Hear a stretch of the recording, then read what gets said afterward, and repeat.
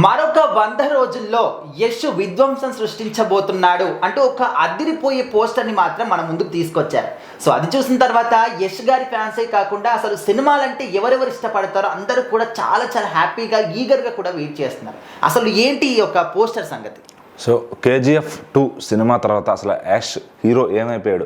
ఎందుకంటే కన్నడ చిత్ర పరిశ్రమలో కానీ, తెలుగు చిత్ర పరిశ్రమలో కానీ, మొత్తం హిందీలో కానీ దేశవ్యాప్తంగా ఊపిన సినిమా అనమాట కేజీఎఫ్ సిరీస్.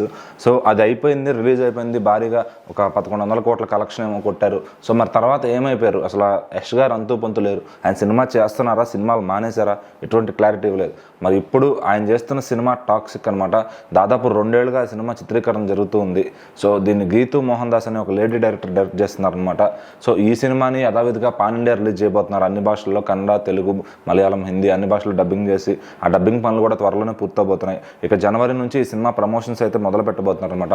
ఆల్రెడీ ఈ సినిమా ఇంకో 100 డేస్లో రిలీజ్ అవుతుంది అంటూ ఒక విధ్వంసకరమైన పోస్టర్ అయితే వదిలేరు.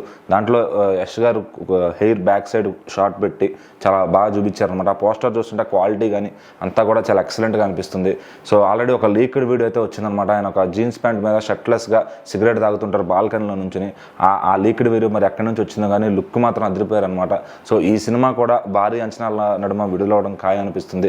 సో మరి ఇంకా ఈ సినిమా నుంచి ఎటువంటి కంటెంట్ కానీ, ఎటువంటి ట్రైలర్స్ కానీ రాలేదు. సో ఎప్పుడు ఆయన బర్త్డే రోజు ఒక లుక్ మాత్రం వదిలారనమాట. మరి ఈ సినిమా ఎలా ఉండబోతుంది? మాస్ సినిమాలో ఉండబోతుందా, క్లాస్గా ఉండబోతుందా, ఫెయిరీ టైల్ అని చెప్పి ఒక ఏదో క్యాప్షన్తో అయితే వస్తుందన్నమాట.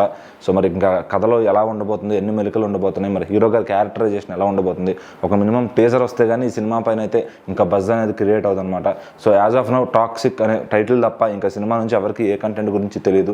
సో మరి ఎప్పుడు టీజర్ వదులుతారు, న్యూ ఇయర్ సందర్భంగా ఏమైనా వదులుతారా, మరి ఇంకా 100 రోజుల్లో ఎలాంటి ప్రమోషన్స్ చేస్తారు, మరి ఇంకా యష్ గారు ఈ సినిమాకి ఎంత రెమ్యునేషన్ తీసుకుంటున్నారు, ఏంటి, ఈ వివరాలంతా అయితే బయటకు రావాల్సిందనమాట. సో మరి ఒక లేడీ డైరెక్టర్ మరి కేజీఎఫ్ 2 లాంటి హై తర్వాత మరి యష్ గారి నుంచి అంత ఎలివేషన్స్ ఇవ్వగలుగుతారా, అసలు ఎలాంటి స్టోరీ ఇదని అందరూ వెయిట్ చేస్తున్నారు. మరి మార్చి 19, 2026 ఈ సినిమా అయితే విడుదలవబోతుంది అనమాట.